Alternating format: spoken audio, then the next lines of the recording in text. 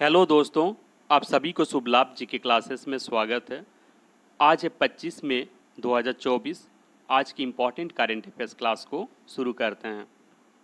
First question, हाल ही में किसने केंद्रीय विद्युत नियामक आयोग के सदस्य के रूप में पद एवं गोपनीयता की शपथ ली? और इसका आंसर है श्री रमेश बाबू B.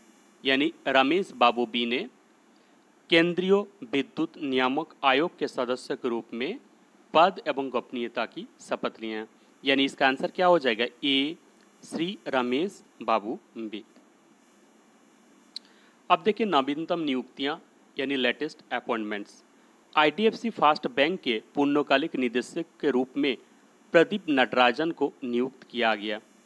Kapil Sibal supreme court bar association के अध्यक्ष चुने गए हैं।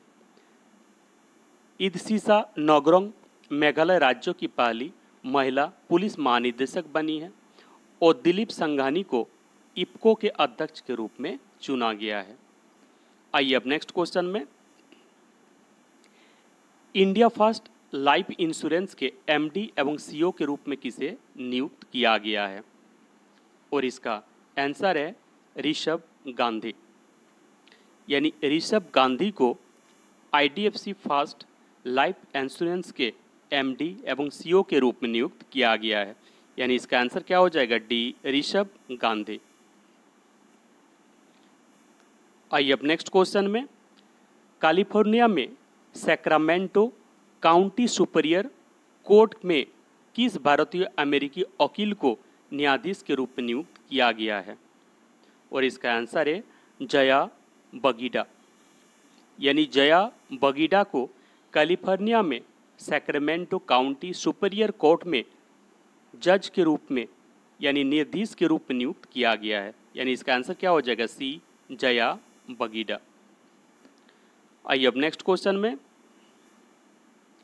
अंतर्राष्ट्रीय एल्यूमिनियम संस्थान का उपाध्यक्ष के रूप में किसे नियुक्त किया गया है? और इसका आंसर है जॉन स्लेवन। यानी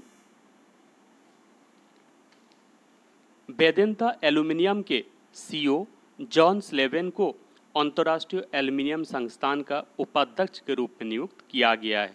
यानी इसका आंसर हो जाएगा बी, जॉन स्लेवन। आइए अब नेक्स्ट क्वेश्चन में, अंतर्राष्ट्रीय बुकर पुरस्कार 2024 से किसे सम्मानित किया गया है? और इसका आंसर है जेनी एर्पेनबेक। यानी जेनी एर्पेनबेक को अंतर्राष्ट्रीय बुकर पुरस्कार 2024 के रूप में सम्मानित किया गया है। जेनी एर्पेनबेक जर्मनी की रहने वाली हैं।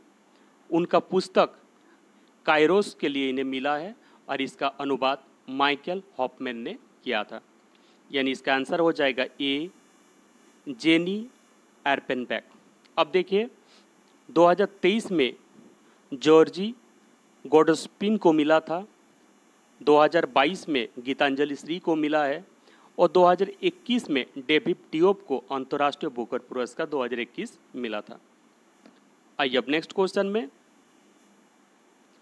लीमा पेरू में आयोजित विश्व युवा चैंपियनशिप में महिलाओं के 40 केजी भार वर्ग में स्वर्ण पदक किसने जीता है?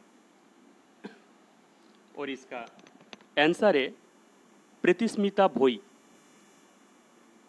यानी लीमा पेरू में आयोजित विश्व युवा चैंपियनशिप में महिलाओं के 40 केजी भार वर्ग में प्रीतिस्मिता भोई ने स्वर्ण पदक जीता है।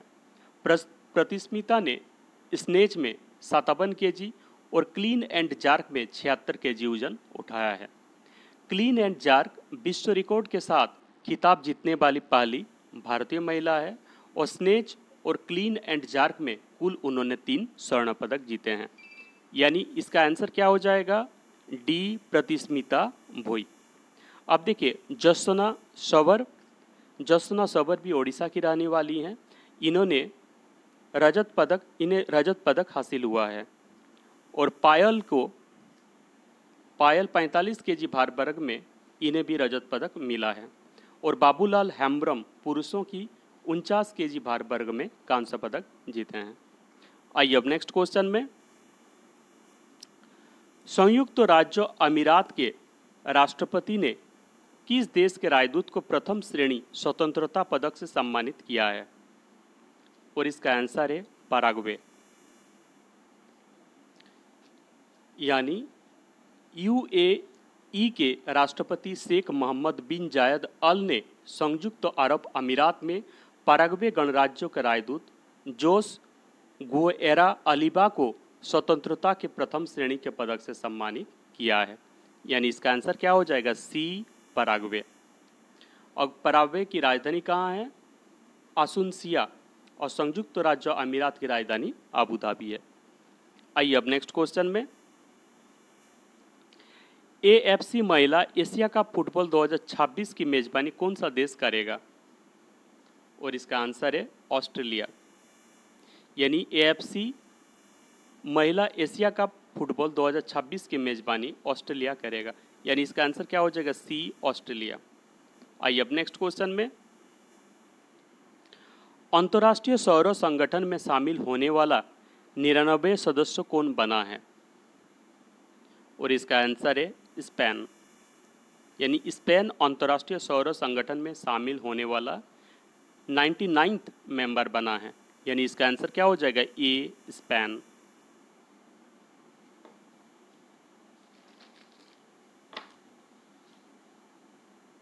आइए अब नेक्स्ट क्वेश्चन में,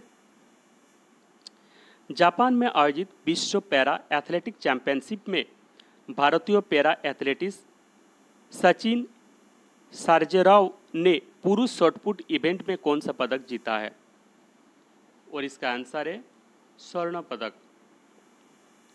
यानी जापान में आयोजित विश्व पैरा एथलेटिक चैंपियनशिप में भारतीय पैरा एथलीट सचिन सर्जेराव ने पुरुष शॉटपुट इवेंट में स्वर्ण पदक जीते हैं। यानी इसका आंसर क्या हो जाएगा? ए, स्वर्ण पदक। उन्होंने 16 मीटर 30 सेंटीमीटर थ्रो करके F46 श्रेणी में एशियाई रिकॉर्ड बनाया है। अब देखिए, हाल ही में विश्व पैरा एथलेटिक चैंपियनशिप में महिलाओं की F51 स्पर्धा में एकता भैना ने स्वर्ण पदक जीता था। आइए अब नेक्स्ट क्वेश्चन में, बुद्ध पूर्णिमा के अवसर पर किस राज्यों में सागा दावा त्योहार मनाया गया? और इसका आंसर है सिक्किम। यानी बुद्ध पूर्णिमा के अवसर पर सिक्किम राज्यों में सागा दावा त्योहार मनाया गया। यानी इसका आंसर क्या हो जाएगा? ए, सिक्किम। आइए नेक्स्ट क्वेश्चन में, साइबर सुरक्षा अभ्यास 2024 का आयोजन कहाँ किया गया? और इसका आंसर है नई दिल्ली। यानी साइबर सुरक्षा अभ्यास 2024 का आयोजन नई दिल्ली में किया गया। इसमें chief of defence staff general Anil Chauhan ने 22 मई 2024 को भाग लिए थे। यानी इसका आंसर क्या हो जाएगा? डी, दिल्ली। आइए नेक्स्ट क्वेश्चन में, किस उच्च न्यायालय ने वर्ष 2010 के बाद जारी सभी ओबीसी प्रमाण पत्र को रद्द कर दिया है? और इसका आंसर है कोलकाता उच्च न्यायालय। यानी कोलकाता उच्च न्यायालय ने 2010 के बाद जारी सभी ओबीसी प्रमाण पत्र को रद्द किया है। यानी इसका आंसर क्या हो जाएगा? डी, कलकत्ता उच्च न्यायालय। आइए अब नेक्स्ट क्वेश्चन में, हाल ही में पहली एशियाई रिले चैंपियनशिप 2024 का आयोजन कहाँ किया गया? और इसका आंसर है बैंकॉक, थाईलैंड। यानी हाल ही में पहली एशियाई रिले चैंपियनशिप 2024 का आयोजन बैंकॉक, थाईलैंड में किया गया। यानी इसका आंसर क्या हो जाएगा? D, Bangkok, Thailand. आइए अब नेक्स्ट क्वेश्चन में, माउंट एवरेस्ट पर चढ़ने वाली सबसे उम्रदराज भारतीय महिला कौन बनी है? और इसका आंसर है ज्योति रात्रे।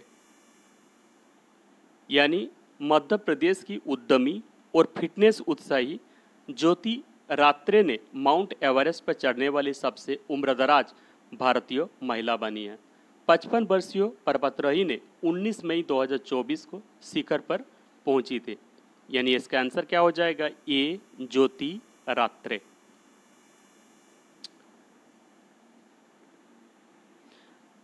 उन्नीस मई 2018 में संगीता बहल यानी संगीता सिंधी बहल ने 53 वर्ष की उम्र में एवरेस्ट पर चढ़ने वाली भारत की पहली सबसे उम्रदराज महिला बनी थी।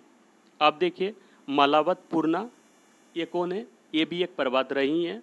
इन्होंने सबसे कम उम्र में 13 वर्ष 11 महीना में 2014 में पर्वत में चढ़े थे माउंट एवरेस्ट पर।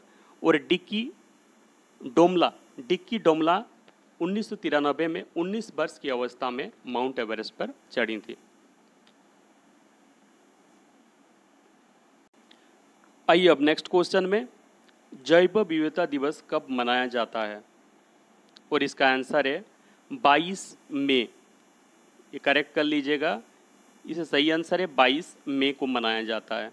यानी जैव विविधता दिवस प्रतिवर्ष 22 मई को मनाया जाता है। और इस बार का थीम क्या है? जैव विविधता दिवस 2024 का विषय है जैव विविधता योजना का हिस्सा बने। Theme of the biodiversity day 2024 become a part of the biodiversity plan.